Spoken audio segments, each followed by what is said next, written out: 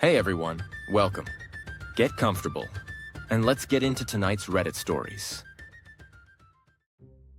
Imagine paying full rent for your room, and then being told you need to disappear for an entire weekend so your roommate can hide the fact that you even exist. And she won't even help pay for somewhere else for you to stay. What would you do if your housing and her family drama suddenly crashed into each other? Would I be the asshole for not leaving the house for one weekend as requested? Hello? I need an outsider's perspective on this. I'm trying to be understanding, but I am furious, and I feel like someone who doesn't actually live in this apartment might have a more neutral view. So, here's the situation. We live in a 3-bedroom apartment with 3 tenants. We're all students, and we all pay the same amount of rent. I'm Winston, and the other 2 are Josh and Sarah. Josh spends about half the week and most weekends at his girlfriend's place. He's mostly out of the picture. So it's basically just Sarah and me most of the time. For me, this is just a living arrangement because that's what it is. I'm friendly with everyone, but I keep a bit of distance. I usually spend my days in the library, at lectures, or at home gaming. My door is usually open unless I'm playing with friends or I have my girlfriend over. So yesterday, Sarah came to me with a request, but it really felt more like a demand. Her brothers are coming to visit, and since her family doesn't know she's living with 2 guys, she's from a Muslim family, and they might see that as a big deal. She wants to keep that a secret. She's asking me to leave the apartment next weekend and move all my toiletries into my room. My problem is simple. I don't have anywhere to go. I'm not going to ask my girlfriend to let me stay at her place for the weekend. She's visiting her family this week and won't be back until next week. We're not at that stage in the relationship where that would be a reasonable thing to ask. If the roles were reversed, I'd probably say yes, but I'd feel very awkward about it. So I told Sarah that. I asked her, "Where am I supposed to stay? Sleep in the library?" She kind of dismissively turned around and said, "That is your problem to solve." That attitude alone pissed me off beyond words. I'm in a pickle. On one hand, I'm livid. I want to tell her to mind her own business and just deal with the fact that she has male roommates. But Josh, who's closer with Sarah and has already agreed to spend that time away, reminded me to keep an open mind about her situation. I don't want to spend around 150 to 200 euros, money I don't have, on a hotel when I'm already paying rent. But Sarah has already told me she expects me to solve it by myself. She won't pay for a hotel. Which leads me to the question, would I be the asshole if I tell Sarah to just suck it up? On a different note, with all of this going on, I've already started looking for a new apartment. This is not the first unreasonable request, but the previous ones were tiny in comparison. For example, she once asked me to please keep my toothbrush in my room because she doesn't like neon yellow as a color. She said it gives her a headache every morning. I ended up buying a new toothbrush early. Update 1. Thanks for the replies and some of the DMs I've gotten. I've decided on a plan. I'm gonna tell her no. I'm gonna tell her I don't have the money to pay for a hotel, that I don't have a place I can just crash. I'm also going to have Josh sit in. I posted a message in our group chat basically calling for a meeting tonight. I'm going to calmly explain my situation and why I don't intend to leave on my own dime. I'll say that I'm happy to play a role during the family visit, to actively show that I have no personal ties with Sarah by just minding my own business. I like the petty ideas people suggested, but I'm not the type to pour gas on the fire. On top of that, I've put out feelers for a new apartment with some friends from university. One friend is looking to move out of his parents' place, and we get along fine gaming. I think this is the point where the drama is getting too expensive for my mental health, so a clean break is probably the best option. Update 2. This has taken a bad turn. I asked for the sit-down. Sarah took that as a no from me and sent a long rant on WhatsApp. To simplify it and translate it from German, I am not going to let you ruin my relationship with my family. If you do not want to leave, you can pay for the hotel, and I expect you to move out by end of January. And the cherry on top, Josh just reacted with a thumbs up. So I also started moving a few things on my end. I contacted the landlord about my lease. I asked for his permission to use him as an emergency contact in case Sarah tries something shady, like changing the locks on me. He flat out told me to call him first if that happens, because then he'll call the police. We have a shared lease. We're each listed as tenants, and he has to approve any changes to the lease. Right now, I'm on the bus with my most important documents, and I'm storing them at my girlfriend's place. I explained the situation, and she said I can store some of my things there. But she also said her roommate would not appreciate a guy suddenly sleeping over when she herself isn't there. I'm worried about what's coming next. But I'm following the suggestions and precautions people have sent here and in DMs. I'm bracing for a storm. Update 3. Last night I went on the offensive. The drama unfolded pretty much exactly how people here predicted. The advice in the comments was really helpful in terms of what to expect. I told Sarah no. I told her that even if I wanted to, I don't have the money for a hotel, and since I'm paying rent and don't have an alternative, I'm staying. Sarah got upset. She yelled at me about how selfish I'm being. She demanded again that I move out by the end of the month. I told her I'm not doing that. I said I would start looking for an apartment, because I'm also sick of this situation. But I'm going to use the time I'm legally entitled to in order to find a new place. That turned into a circular argument about how this isn't about legal stuff, but about principles. In the end, I made my point clear. I will move out eventually.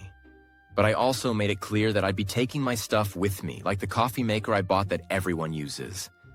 And the bigger hit, the washing machine, is mine. Theirs broke down a while before I moved in. I bought one for my previous apartment and was happy to bring it. I never expected anyone to pay a share, and I just put it in for everyone to use. That kicked off another screaming match. Josh even tried to argue that since it's communal property now, I'd basically given up ownership, which is nonsense. The details of that part aren't important, just more of the same, and it went on for almost an hour. Point is, my important documents are safe at my girlfriend's place. The landlord knows what's going on, and I'll update him later today. I also documented the state of my stuff this morning. I still have the Amazon and electronics store receipts just in case for the community items. However, taking a page from some of the more petty advice, I'm going to move the coffee maker to my girlfriend's place today. She loves this coffee maker, and I'd rather make her happy than my roommates. Reddit was overwhelmingly on Winston's side. The top comment said this is clearly Sarah's problem to solve. She's the one who wants to hide her living situation from her family, so if she wants Winston gone, she should be the one paying for a nice hotel and compensating him for the inconvenience. Expecting him to disappear on his own dime while still paying rent was called out as unreasonable. Another highly upvoted response pointed out that this all stems from Sarah's lie to her family. She chose to conceal the fact that she lives with male roommates, and now she's trying to push the consequences of that choice onto Winston. From that perspective, it's not his responsibility at all to fix the situation she created. A third big comment noted that Sarah knew her family's cultural expectations would make this a huge issue. Instead of arranging to live with only women, she deliberately chose to move in with 2 guys. Commenters said that if she wanted them out of the apartment for a weekend, the bare minimum would be paying for their hotel and maybe even taking them out for a nice dinner as thanks. Definitely not demanding they pay to leave. What do you think? Is Winston right to stand his ground and stay in the apartment he pays for? Or does he owe it to Sarah to help her keep the peace with her family for one weekend? Let me know your verdict in the comments. Is he the asshole or not? A couple flipped their entire life around when he lost his job, and she became the breadwinner. Now that their roles are reversed, the same chore chart that once caused huge fights is back at the center of a brand new argument. So is this fairness? Or payback dressed up as fairness? Am I the asshole for refusing to change the chore chart even though my wife works full-time now? I met my wife in college and she got pregnant not long after we graduated. We moved in together and we decided she wouldn't look for a job until after she gave birth. Our daughter was born and my wife was a stay-at-home mom for the first 2 years. We fought a lot about how we split chores. I was really overwhelmed, coming home from work and having to do a ton of chores, while still trying to spend time with our daughter. And it's only gotten worse as our daughter's gotten older and turned into a little tornado. The biggest issue was that my wife wouldn't pick up at all, especially in the kitchen. So I'd come home, clean the kitchen, cook, then clean the kitchen again. Then I'd have to go around and clean up everything from the day's activities.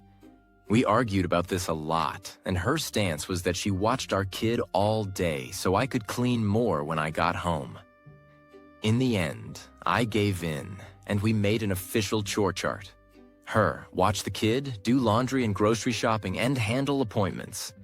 Me, dinner, everyday cleaning, wiping down counters, picking up toys, sweeping, stuff like that, plus trash, meal prep, and the nighttime routine like baths and so on. Over the summer, my company told me I'd be let go around Thanksgiving. We talked it over, and my wife found a job and would be the main breadwinner for now. I was going to watch our daughter, and I'm also in an online master's program. Right now, I'm watching our daughter and doing my master's program. Personally, I haven't had any issues with this setup, but my wife has. She hates having to come home and do chores and clean up after us. I actually leave it cleaner than what she used to leave for me. I put dishes straight into the dishwasher throughout the day. We've been arguing about this constantly. She thinks it's unfair that she has to do chores after working all day, and I keep pointing out that this is literally what I've been doing for the past 2 years, and I keep coming back to the chore chart. She says she's the breadwinner now and shouldn't have to do this, and I pointed out that I was the breadwinner before and did all this. I'm watching our daughter and doing a program. She says I'm being unfair because I refuse to change the chore chart, since it's literally what I've done for 2 years. My friends all have opinions on this, so I need an outsider's opinion. Reddit had a lot to say about this one, and most people agreed that the real issue isn't the chart itself, but how the two of you are treating each other as partners. The top comment said, it's clearly time to sit down and completely rethink the chore chart and have an honest conversation about responsibilities. They pointed out that yes, you're now the stay-at-home parent, but caring for a toddler is different from caring for an infant while postpartum. So what each of you can reasonably do in a day has changed. The commenter stressed that you're supposed to be a team, not two people keeping score about who suffered more. Instead of focusing on recreating the past, they suggested looking at the current reality. How many hours she works now? How many you used to work? Whether your child can go to preschool soon, or if you can afford outside help with housekeeping. In their view, you should be looking for practical solutions, not just clinging to what each person did before. Another highly upvoted commenter was a lot more blunt. They were baffled that 2 grown adults need lengthy negotiations and a written agreement just to manage household chores. From their perspective, it looks like both of you are fighting to make the smallest possible contribution to running the home, instead of stepping up where needed. Their verdict was that everyone sucks here because the dynamic has turned into a constant battle over who does less rather than working together. A third comment echoed that sentiment and also landed on everyone sucks. They said that you're in a partnership and need to stop working against each other. In their eyes, both of you are digging in your heels instead of collaborating, and the only way forward is to start acting like a team and work together to get more done, instead of treating each other like the enemy. What do you think? Is he justified in insisting on the same chore chart now that the roles are reversed? Or is he just using it to get payback for the last 2 years? Should she be doing less at home as the current breadwinner? Or should both of them be reworking everything from scratch? Let me know your verdict in the comments. Who, if anyone, is the asshole here? 2 brothers are sharing a house their mom owns, and one of their girlfriends has basically started treating it like her personal crash pad, even kicking one brother out of their shared hangout room so she can take a nap. Now Mom stepped in with a new rule about when the girlfriend is allowed over, and her son is not happy about it. Is this a fair boundary, or is Mom overstepping? Am I the asshole for telling my son his girlfriend can only come over when he is home? Update. On January 17th, 2025, around 2:26 in the afternoon, I moved my trip up to today because my younger son was giving me the feeling he wasn't going to give up the room. Luckily, after a lot of protesting, he moved his stuff back to his original bedroom. I've put a lock on the door now, and that room is only going to be accessible to me when I come into town. I also brought a lease with me, which they both signed, since the rules apply to both of them. His girlfriend was here and was actually understanding about where I was coming from, and she understands now that she can only be over when her boyfriend is home. No more hanging out at the house in between, waiting there when he's not around. Thank you to those who reached out to me privately, gave me ideas on how to look up legal leases for my state, and for the words of encouragement. My son is a bit upset right now, but he also seems to get where I'm coming from. Everyone is hanging out with me in my room, even though both boys are still mad at each other. A little bit of peace has been brought to the land for now. Hopefully everything is clear for everyone now. I'm going to enjoy my long weekend with my boys. I won't update again unless something else related happens. Thank you everyone for your insights and opinions. Back to the main story. My two sons live in a house I own. They're 21 and 19. I only have them paying the utilities because we all know times are tough. The utilities are split evenly between the two of them. The conditions were, pay the utilities, keep a room for me, and get along. The younger one, the 19-year-old, has a girlfriend.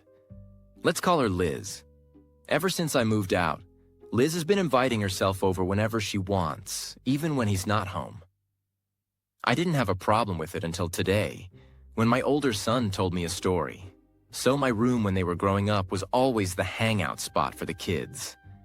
The living room was pretty much always empty because they liked my room and my TV better. So that's basically been the common room their entire lives. After I moved out, my younger son moved his bed in there with my permission, but with the understanding that it's still the common room and his brother likes hanging out there. Well, a couple of days ago, his girlfriend, she's 20, came over when he wasn't home. My older son doesn't have any issues with her, so he let her in. He went into my room to watch movies and she followed him.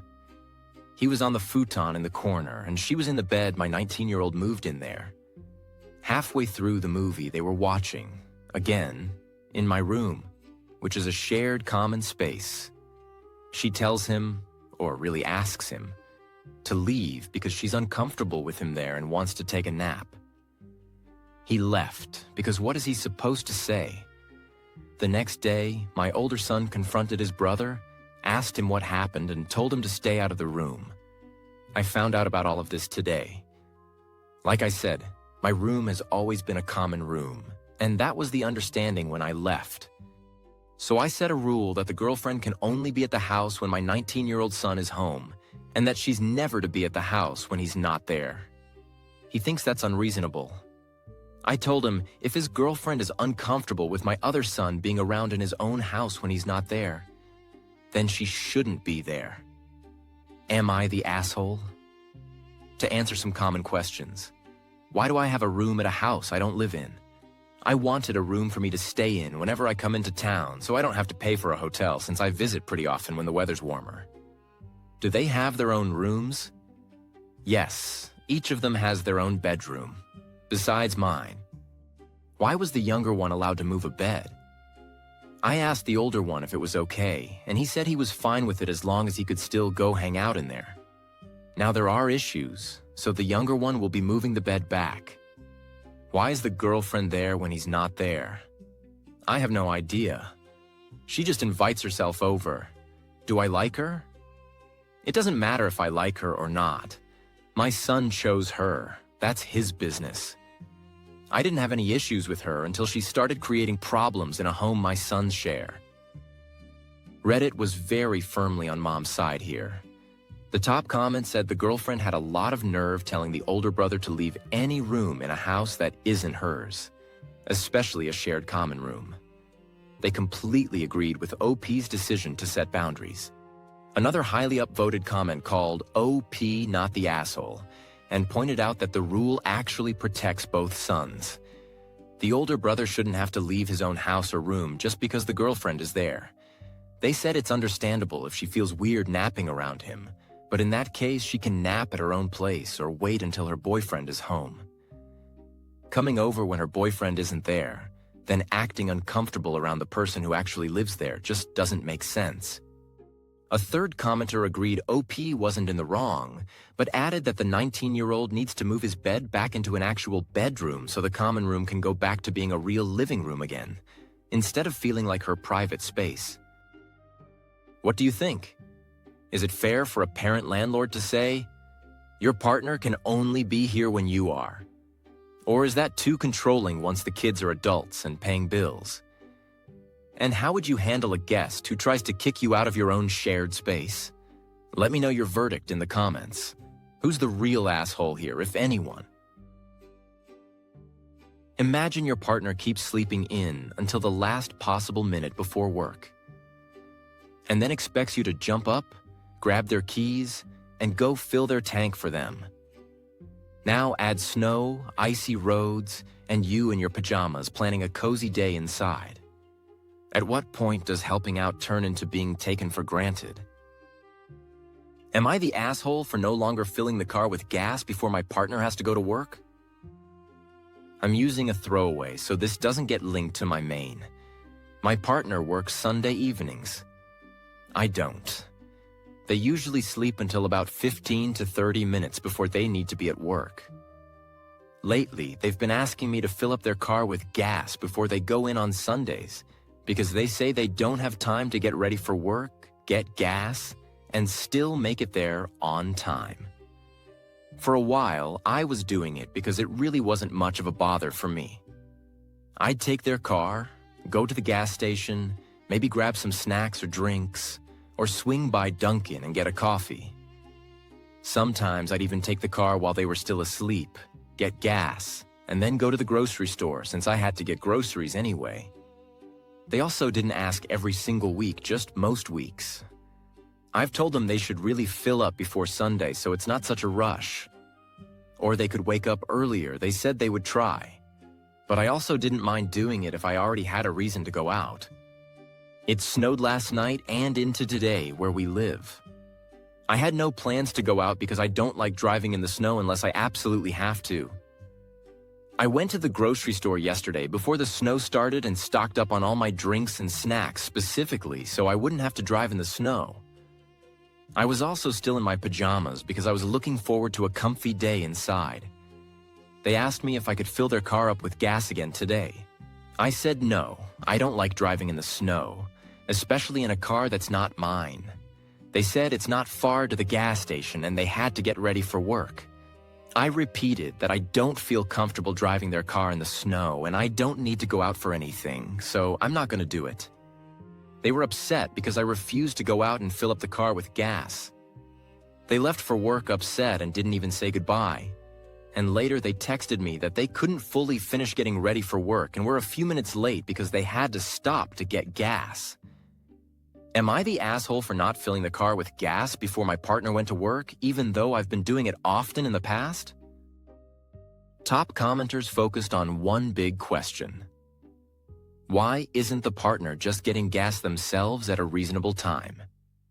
The highest-rated take pointed out that the partner had an obvious chance to fill up on their way home from their last shift. Instead, they're choosing to leave the tank low and then rely on OP so they can sleep until the last minute. That commenter called it incredibly lazy to expect your partner to handle your gas just so you don't have to plan ahead. Another popular comment said OP isn't in the wrong because the partner is actively choosing the situation. They're deciding not to get gas earlier, And they're deciding to wake up with so little time that they can't do basic errands and still be on time. In that view, being an adult includes making sure you have enough gas to get to work.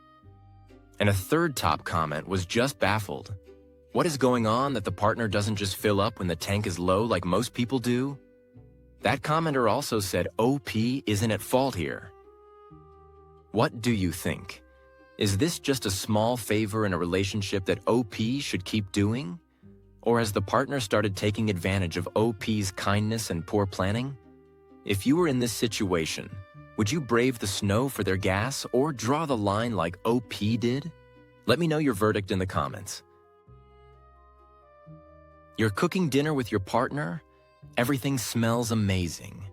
And then they start eating straight out of the serving bowl with the same spoon they're using to mix the food you're supposed to eat. You've already asked them not to do it before, they ignore you, and now they're trying to serve it to you. Do you eat it anyway to keep the peace, or refuse and risk a full-blown argument? Am I the asshole for not eating the food after my girlfriend eats out of the bowl with the same spoon while preparing? I'm a 25-year-old guy, and I was having dinner with my girlfriend who's 23 last night. She was making a salad while I was grilling the chicken. While I'm cooking, she keeps eating out of the salad bowl with a spoon, then putting that same spoon back into the bowl, mixing it around, and repeating. This is something we've talked about before. I find it gross and just bad manners. To eat out of serving dishes and then put your used utensil back into the serving dish that other people are supposed to eat from. Her family does this for almost every dish, and whenever I see it, it really grosses me out. So I asked her again to stop, or at least make herself a separate bowl and eat out of that instead of the shared dish. She got annoyed and brushed off my concern, so I just dropped it and went back to cooking the chicken. When it was time to eat, she tried to serve me salad with the same spoon she'd been eating off of, and I politely said no. She immediately started asking why, over and over. To avoid a fight, I kept dodging the real reason, saying things like, "I'm just not in the mood for salad," and coming up with other excuses. Eventually, after she asked enough times, I finally told her the truth again, that her reusing her dirty spoon in the bowl turned me off from eating it. She then acted like she was the victim, saying she'd spent so much time preparing it for me and that I was being dramatic. Then she said, "If you don't like that, you would have hated to watch me make the rice." I had already eaten the rice, and that comment really unsettled me. I was extremely frustrated because I feel like this is a valid concern and just basic manners. Don't keep eating from a dish that other people are going to eat from and then put your dirty utensil back in. On top of that, I felt like I was being put in a position where I had to eat something that grossed me out just to make her feel validated, while my feelings were being ignored. I'm not upset if someone takes a bite with a clean spoon or cuts off and nibbles on little pieces of dinner while they're cooking. What grosses me out is dirty, wet utensils being mixed around in the clean, prepared food that everyone is going to eat from. Am I the asshole? Reddit had a lot to say about this one, and the main split wasn't really about germs. It was about boundaries and respect. The top comment said that in their house, they share food all the time and don't care about double-dipping between partners. They even pointed out that if you kiss your girlfriend, you're already sharing the same germs. But they said that's not the real issue here. The real problem is that OP has clearly asked her not to eat out of the serving bowl with the same spoon, and she blatantly ignores that. To them, that's inconsiderate and rude. Another highly upvoted commenter wanted more context. Was this salad just for the two of them, or for multiple people? They said that if it's only for the couple, they don't really understand the issue, because most couples already exchange bodily fluids when kissing anyway. In their own relationship, they don't mind if their boyfriend tastes dinner using the same spoon when they're cooking just for the two of them, but they added that if they were cooking for guests, then of course they would never do that. A third commenter echoed that idea. Technically, they felt OP isn't wrong to have his preference, but they were confused about the logic. if it's just the two of them in the house, and they already have sex and swap bodily fluids, they couldn't see how this was really any different. To them, the germ factor didn't make sense, even if they acknowledged OP's feelings. So overall, the comments were split between, "This is a manners and respect issue and she should honor your boundary," and "If it's just you two and you're already intimate, is this really that different?" What do you think? Is OP justified in refusing to eat food that grosses him out, even if it's just his girlfriend sharing a serving spoon? Or is he overreacting given how close they already are? If this happened in your kitchen, whose side would you be on? And would you still eat the salad? Let me know your verdict in the comments below.